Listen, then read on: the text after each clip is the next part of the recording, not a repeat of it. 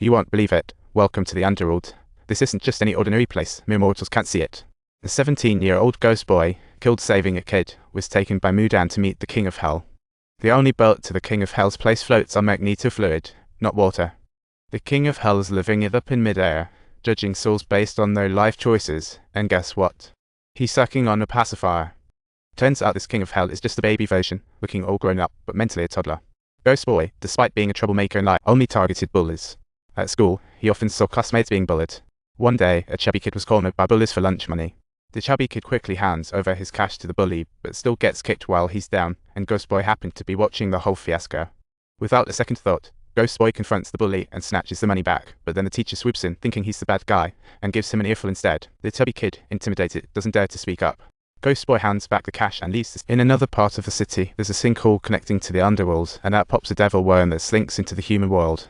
The devil worm sets its sights on a truck driver who's whining about traffic, and boom, it's game over for the driver. The possessed driver is wreaking havoc on the road, and Ghost boy just so happened to be there to witness the chaos unfold. He curiously watches the truck when suddenly a little kid rushes onto the street to grab his ball, frozen in fear as the truck speeds toward him. Ghost boy and the driver meet their untimely demise. The devil worm flees, Ghost boy gazing at his body. Mudan appears, prompting him to ask his destination. But Mudan heads to the spirit realm, surprising even the King of Hell. A punk like Youzhu saving someone. Now that's a once-in-a-millennium event. Little King of Hell wants him to be resurrected as a detective in the spirit realm. The previous detective left the position open, and guess who's just hit the jackpot opportunity?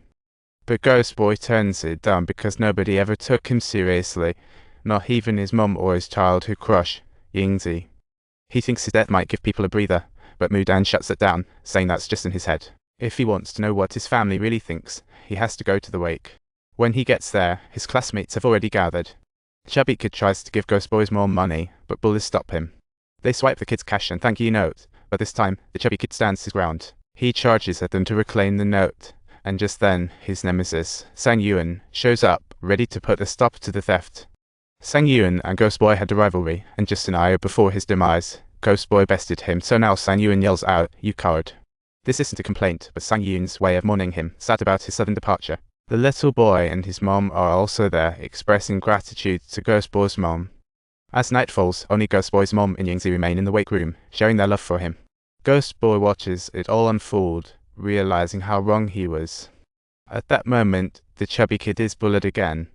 Sang Yun's presence doesn't help the chubby kid, who gets jumped even harder by the bullies. A bully even tries to burn the chubby kid with a lighter.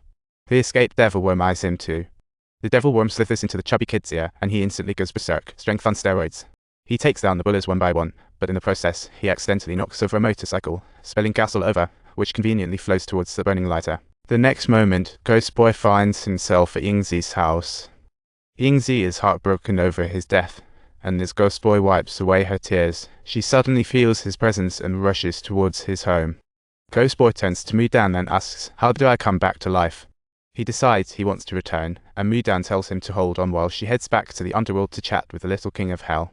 Meanwhile, Ghost boy's mom touches him in the coffin and feels warmth and a heartbeat returning. It seems the little King of Hell has revived his body, now all he needs is for his soul to come back. But the flames are spreading in Ghost boy's house, so they must hurry to get his body out.